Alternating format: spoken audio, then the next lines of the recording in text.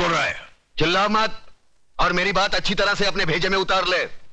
तूने मेरी राख मंगवाई थी टीका लगाने के लिए, मैंने तेरे भड़वों की राख भेजी है, पूरे बदन को लगा ले। ठंडा कर अपना भेजा, ठंडा कर। चतुर सिंह के आदमियों की चिता जलाना तुम जैसे पागलों की बस की बात नहीं है। ठंडा कर। यकीन नहीं आता तो उस राख को मसल कर देख, तेरे पालतू कुत्ते की निशानियां उसमें मौजूद है।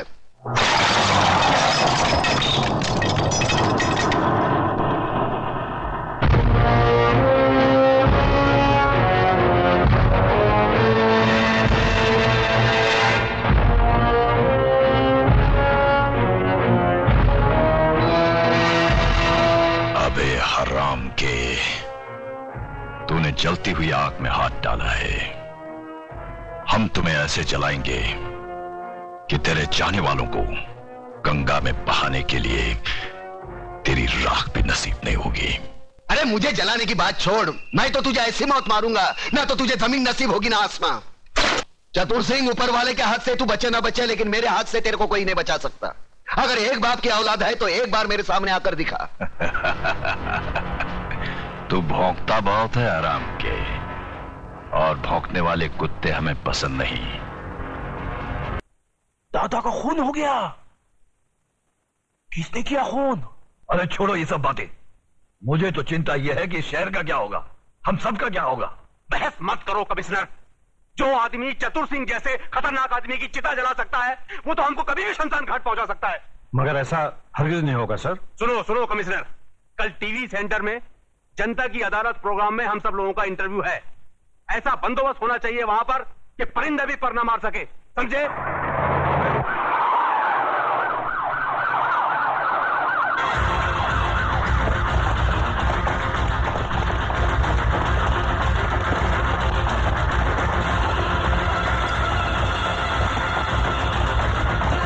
कादर, तो इधर है ना? Yes sir. पांडु जरा पीछे रहे।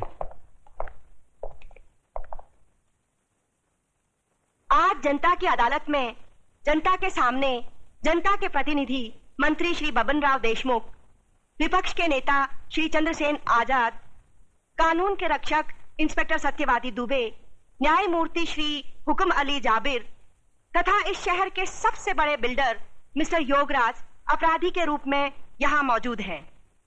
इन सब पर यह आरोप लगाया गया है कि शहर में जो हाल ही में दंगे फसाद हुए हैं, जो हत्याएं हुई थी, वह सब इनकी मिलीभगत थी। क्या ये सच है देशमुख जी? लोग आजकल राजनीति को, कानून को और पुलिस को गांधी जी के 3 बंदर कहते हैं। वो बंदर जिनके सामने सब कुछ होते हुए भी न कुछ सुनते हैं, न देखते हैं और न कुछ कहते हैं। देखिए साहब, हमारे यहाँ लोकशाही है और लोकशाही में हर किसी को कुछ भी पूछने का और कहने का पूरा अधिकार होता है। मैं आपकी इस बात से बिल्कुल सहमत नहीं हूं। अगर ऐसा होता तो दूसरे राज्यों की तुलना में हमारे राज्य में चारों ओर इतनी शांति कभी नहीं होती। अगर चारों ओर शांति होती तो पिछले दिनों हमारे शहर में जो दंगे हुए वो क्यों होते? साहब, ये सब विदेशी ताकतों का हाथ है, क्या करें। देखिए मंत्री जी, जब भी देश में कोई विपत्ति आती है तो हर मंत्री का आप ही जैसा जवाब होता है कि इसमें विदेशी ताकत का हाथ है। अब पिछले दिनों जो भूकंप हुआ था, क्या इसमें भी विदेशी ताकत का हाथ था? Order order, please maintain the silence. पर लोग तो कहते हैं कि इस विपत्ति में आपके साथ विपक्ष के नेता चंद्रसेन जी का भी हाथ था और पांव भी था। जी, ये सब बकवास है, इसको हम नहीं मानता है। अरे हमारा पक्ष का सिद्धांत अलग है, इसका पक्ष का सिद्धांत अलग है। हम लोग अलग अलग दल में रह के एक काम कैसा कर सकता है? ये सब गुंडा लोग का काम है, बात करता है। चंद्रसेन जी बिल्कुल ठीक कह रहे हैं। ये तो पुलिस को बिना मतलब बदनाम किया जा रहा है। नहीं, ये तो आप कहते हैं, पर लोग तो कहते हैं कि जब दंगे भड़के तब दंगे वाली किसी भी जगह पर पुलिस सही वक्त पर नहीं पहुंची थी। अरे यही तो अपनी पुलिस की असली निशानी है। जब सब कुछ खत्म हो जाता है उसके बाद पुलिस आती है।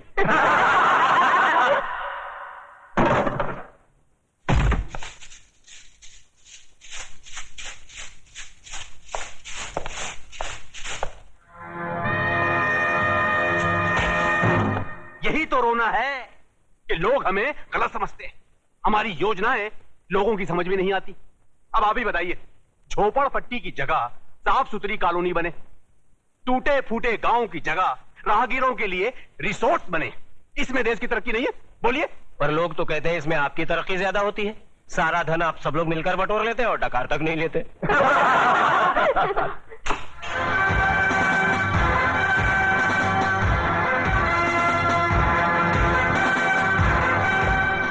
नेताजी और पुलिस वाले ने तो अपनी सफाई पेश कर दी। अब जज साहब, आप और योगराज जी अपनी सफाई में कुछ पेश करना चाहेंगे? ऐसे मामलों में लोग अगर कानून के रखवालों पर शक करने लगे तो फिर सफाई में कुछ कहना क्या? देखिए, हम ठहरे व्यापारी लोग, हम अपने धंधे में गुंडों का साथ नहीं लेते। गुंडों का साथ आजकल कौन नहीं लेता योगराज जी? अब तो माफिया वाले भी राजनीति में उतर आए हैं और आजकल नेता लोग भी अपने क्रिमिनल रिकॉर्ड की बुनियाद पर ही चुने जाते हैं। क्यों देशमुख जी, आप तो नेता बनने से पहले दमन से चांदी की स्मगलिंग क्या करते थे? देखिए देखिए, ये मुझ पर झूठा बेकार का इल्जाम लगाया गया है। नहीं, आप स्मगलिंग करते थे या नहीं करते थे? बस। वैसे मैं भी इस बात को नहीं मानता, क्योंकि हर बड़े नेता को बदनाम करने के लिए लोग कुछ भी बोलते हैं। क्यों चंद्रसेन जी? एकदम सच बोलता है। आपके हर सवाल का मैं एक ही जवाब दूंगा कि अगर जनता की नजर में हम गुनहगार हैं तो फिर जनता खामोश क्यों है? बोलिए, क्यों हमें पिछले 15 साल से इस राज्य में चुनाव जिता रही है? जज साहब, हम पर लगाए गए सारे इल्जाम बेबुनियाद हैं। हमारी सफाई में मेरा यही जवाब है। अब फैसला आपके और जनता के हाथ में है। सुनाइए। अरे, असली अदालत आज तक हमारे खिलाफ फैसला नहीं सुना सकी तो ये जनता की अदालत क्या खास सुनाएगी? देशमुख, तुम कभी कभी सच बोलता है।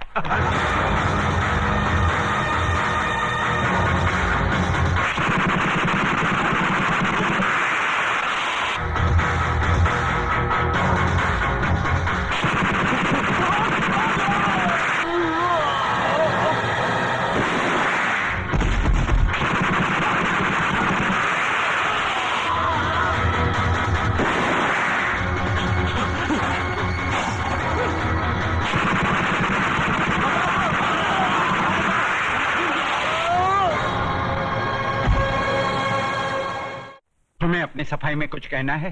क्या कहना? जो करना था कर दिया, जो किया वो सोच समझ कर किया। अब कहना आपको है। फैसला सुना दीजिए, मुझे मंजूर है।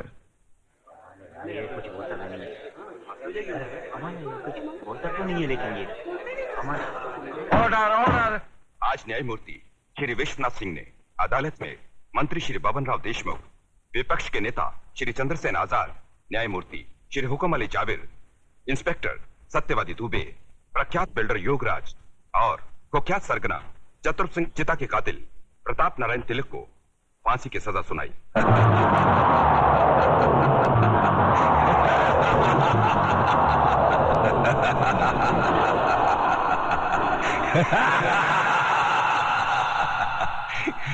जिंदा आदमी के खून के इल्जाम में फांसी की सजा। देखा पकिया, हमें तो माता के आशीर्वाद और बुलेट प्रूफ जैकेट ने बचा लिया, मगर वो हराम का कानून की मौत नहीं, चतुर सिंह चिता की दी हुई मौत से मरेगा। पता करो कौन से जेल में है।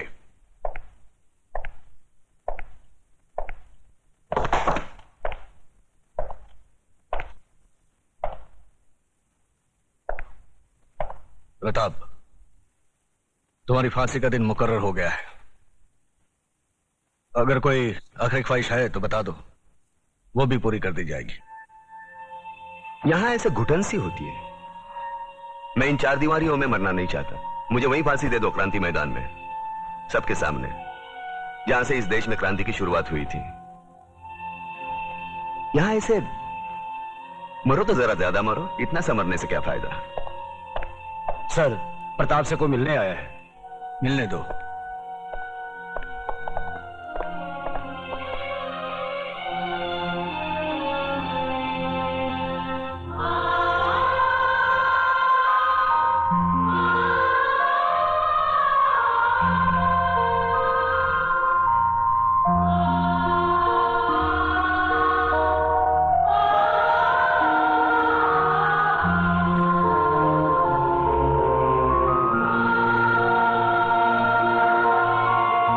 मां, अरे बूढ़ी हो गई, बूढ़ी। रो काय को रही तू? नहीं रे, ये तो खुशी के आंसू है। सोचा था जिंदगी भर तेरा मुंह नहीं देखूंगी, लेकिन तेरे बारे में अखबार में पढ़ा तो रहा नहीं गया मुझसे, और मैं चली आई अपने बेटे के पास। कैसा है रे तू?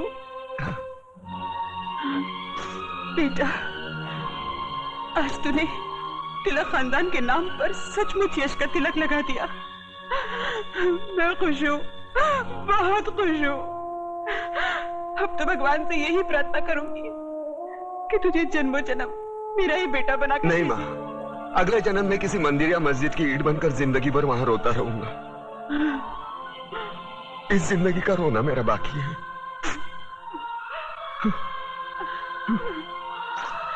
दुख सिर्फ इस बात का है मैं तेरे लिए कुछ कर नहीं सका। नहीं बेटा, तूने बहुत कुछ किया, मुझे सब कुछ मिल गया। तेरे दादाजी की आत्मा को भी शांति मिल गई। बस अफसोस एक ही बात का रहेगा कि तिलक खानदान का दिया जलाने वाला कोई नहीं रहेगा, कोई नहीं रहेगा।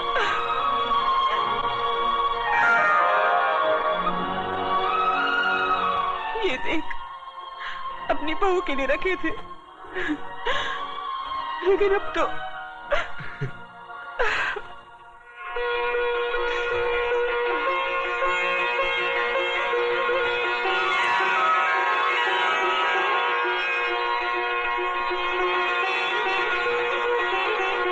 माँ, ये कलम वाली बाई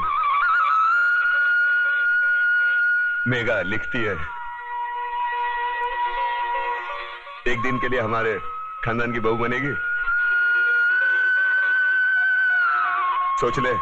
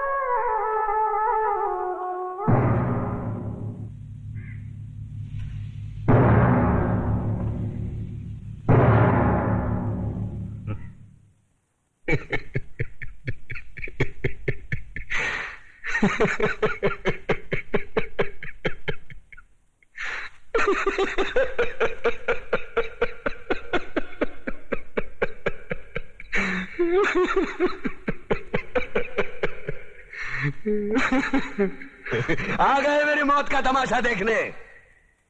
अब मुझे लटका देंगे, जुबान ऐसी बाहर आएगी, आंखें बाहर आएगी।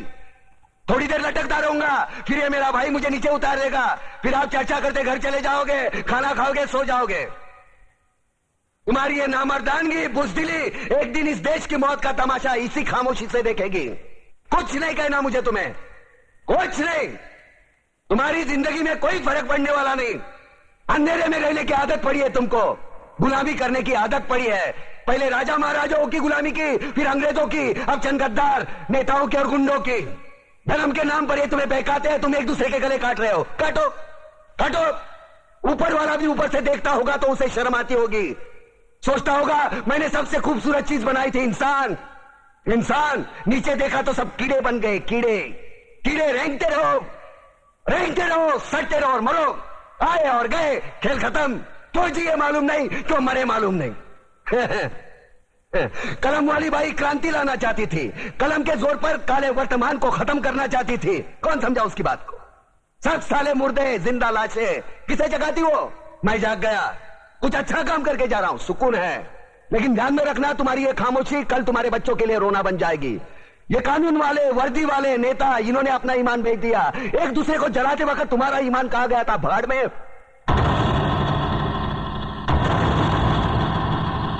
ये पिस्सू जैसा हमारा पड़ोसी मुल्क आने वाले कल में शायद अपने आप को दुनिया के नक्शे पर देख नहीं पाएगा। एक बात भूल रहा है, उनके घर में जो रोटी बनती है ना, उसका आटा भी विदेशी चक्की से पीस के आता है। साले अपने खुद के देश में सुई नहीं बना सकते और हमारे देश को तोड़ने का सपना देखते हैं।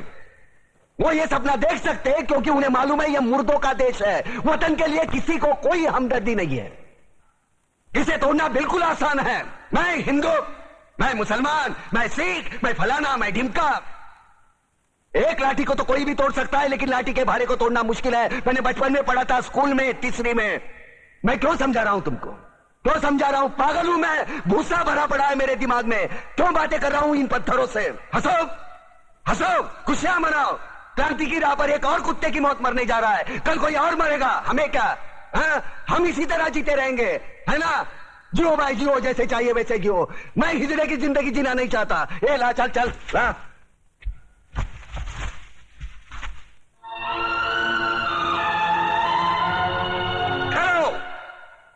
ये फांसी नहीं हो सकती।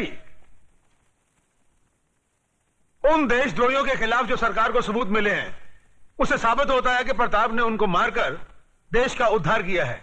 इसलिए भारत के राष्ट्रपति ने उसकी सजा माफ कर दी है। ये रहे उसके कागजात।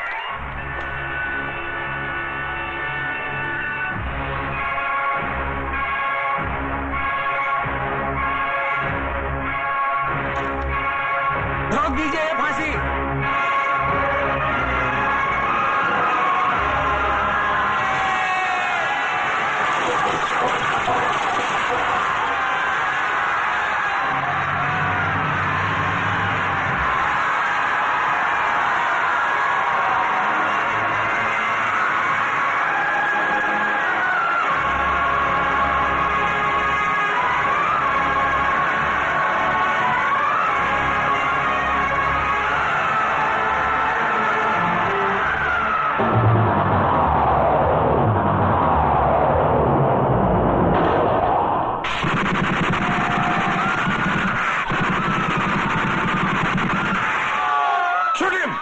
खबरदार कमिश्नर, लाशों के ढेर बिछा दूंगा अगर हमारे बीच में आया तो।